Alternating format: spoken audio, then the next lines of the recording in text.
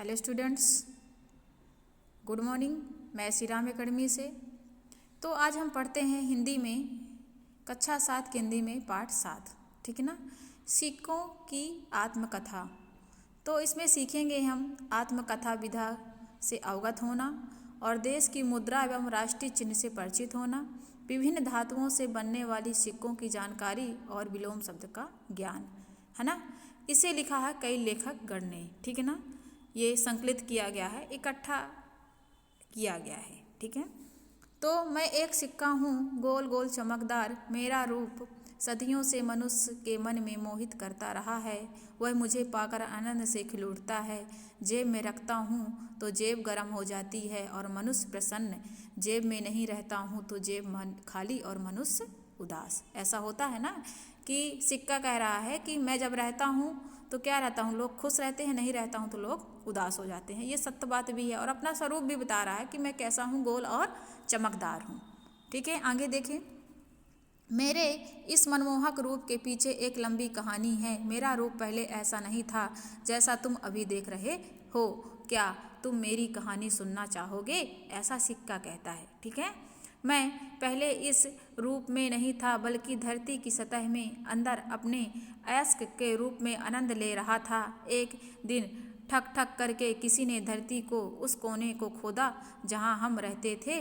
कई लोगों ने पद चापे सुनाते रहे, कई मशीनों की गड़गड़ाहट की भी वातावरण में गूंजने लगी, यहाँ तक कि धरती के सीने में एक भारी भरकम सुरंग खोदकर लोग मेरे घर की 4 दीवारी तक उतर आए। उनके हाथों में कुछ यंत्र थे, उनके चेहरे पर अजीब सी नकाबें थी, उनके सिर की गोल गोल टोपी पर एक तेज प्रकाश चल रहा था। वे हमारी ललचाई हुई आँखों को देख रहे थे। वे मशीनें हमारी दुनिया पर चोट करते रहे और हमारे चमकते हुए टुकड़ों को बटोर कर ले आए, ठीक है ना। तो देखिए, सिक्का बता रहा है अपनी आत्मकथा। तो इसे लेखक ने इस प्रकार से लिखा है कि मैं एक सिक्का हूँ और सिक्के की आत्मकथा को लिखा है कि सिक्का क्या अनुभव करता है। तो बता रहा है कि पहले मैं ऐसा नहीं था जो मेरा आज तुम एक सिक्का देख रहे हो 5 का 10 का, है ना। तो ये ऐसा पहले मैं नहीं था। मैं कैसा था, एक अयस्क था जो धरती के अंदर था।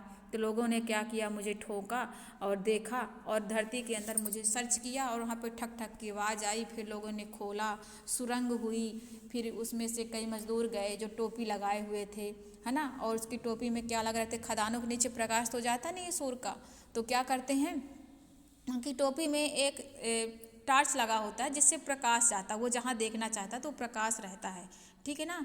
तो वो प्रकाश से देखना है और लोगों ने हमें बड़ी ललचाई आँखों से देखा और क्या किया, हमें वहाँ से खोद कर बाहर निकाल लाई, ठीक है ना। ऐसा सिक्का बोलता है, लेखक ने इस माध्यम से लिखा है। मुझ में अनेक प्रकार की धातुएं और बहुत सी अशुद्धियाँ मिली हुई थी। मुझे धधकती हुई भट्टी में डालकर शुद्ध किया और टकसाल बनाया गया। इन्हीं की इसमें कई धातुएं मिली हुई थी, उसे शुद्ध रूप बनाया गया।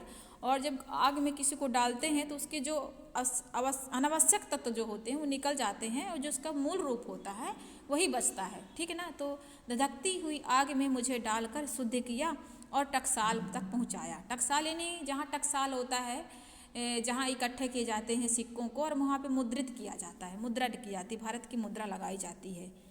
तो टकसाल की चहल पर देखकर मुझे नवीन वातावरण का अनुभव हुआ, किंतु जल्दी ही पता चला कि मेरी आगे की यात्रा भी बड़ी कष्टप्रद है। एक दिन मुझे कड़ाह में डालकर पुनः भट्टी पर चढ़ा दिया गया। आग की ताप इतना बढ़ा कि मेरा शरीर पिघलने लगा।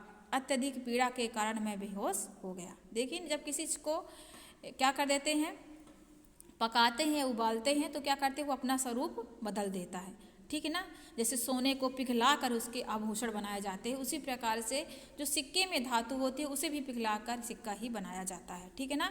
तो सोने को पहले सोना एक मट्टी की तरह होता है, एक ढेल की तरह होता है, और उसे क्या करते हैं, आग में डालते हैं, पिघलाते हैं, फिर सांचे में डालते हैं और उसका सोना चांदी जो भी है, हार, कान का, नाक का, जो मम्मी लोग पहनती हैं उसे कहते हैं, उस आभूषण का अंग दिया जाता है। वैसे ही सेम कंडीशन सिक्के की होती है, ठीक है। जब मुझे होश आया तो मैंने अपने आप को अनेक टुकड़ों में बांटा पाया। मेरे टुकड़े होने पर भी मेरा अस्तित्व वही था। वहाँ मेरे जैसे हजारों साथी मेरे साथ थे, यानी कि मेरे जैसे कई साथी थे। उसे टुकड़ों टुकड़ों में कर दिया गया। ठीक है।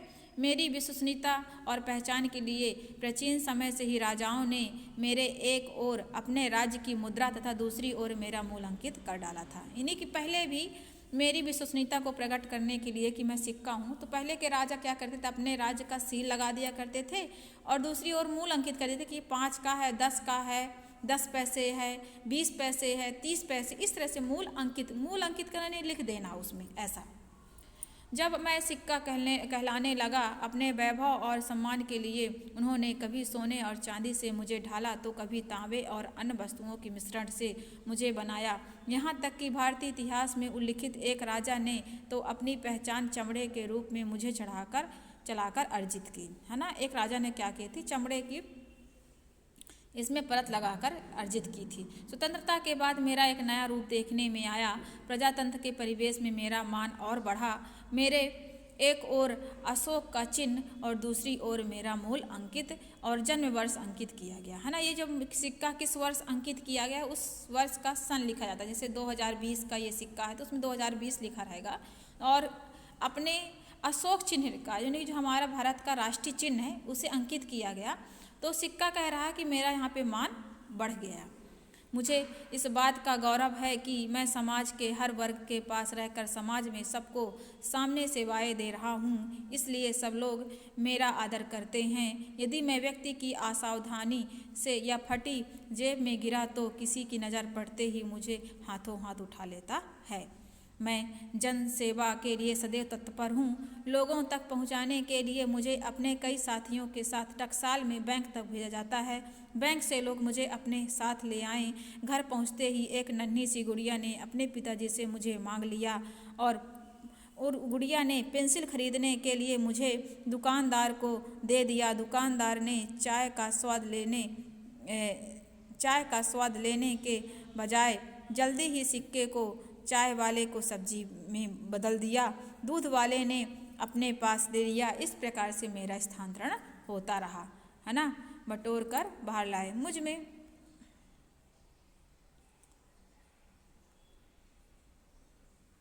दिया और समझाना कि मैं गुल्लक में अपने अन्य साथियों के साथ कैद हूँ। और कभी कभी होता है कि जैसे पैसा ले लिया जाता है तो फिर उसे गुल्लक में डाल देते हैं, है ना।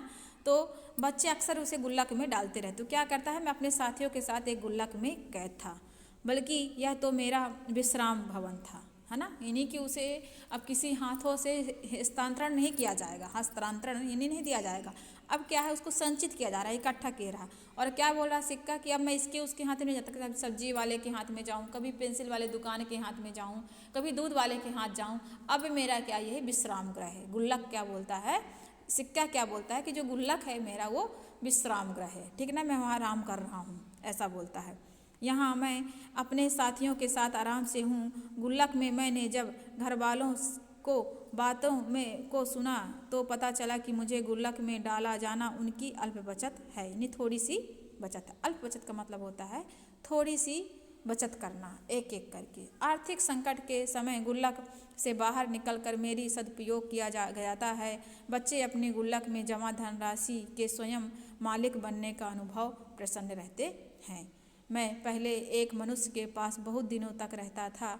जनसंख्या वृद्धि के साथ साथ आवश्यकताएं बढ़ी और मेरे चलन में गति बढ़ गई, ठीक है ना। जैसे जनसंख्या बढ़ी तो क्या है, पहले मैं एक व्यक्ति के पास था और जैसे ही लोग बढ़ गए, जन बढ़ गए, तो मैं क्या है, सभी में बट गया, ऐसा बोलता है सिक्का।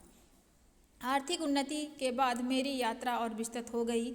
मेरी गति के साथ साथ मेरे नए साथियों की संख्या बढ़ गई। मेरी इस गति के कारण तथा टकसाल के नए साथियों के न बनने से मेरी कभी समस्या बन गई।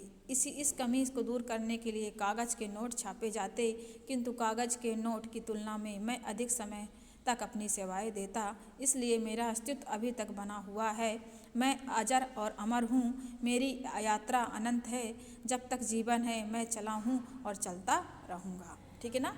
सिक्का कह रहा है कि मेरा अस्तित्व बहुत समय तक है क्योंकि मैं नष्ट नहीं होता हूँ। तो मेरी कमी पूरी करने के लिए कागज़ के भी नोट चलाए गए, लेकिन मेरा अस्तित्व अधिक समय तक चलता है, इसलिए मैं क्या हूँ, अजय और अमर हूँ और मेरी यात्रा अनंत है और जब तक जीवन है तब तक मैं चलूँगा और चलता रहूँगा। ऐसा सिक्का अपनी आत्मकथा बताता है। तो आपने देखा सिक्के की आत्मकथा। तो सिक्के ने अपना स्वरूप बताया कि मैं किस तरह हूँ, गोल और चमकदार हूँ, है ना।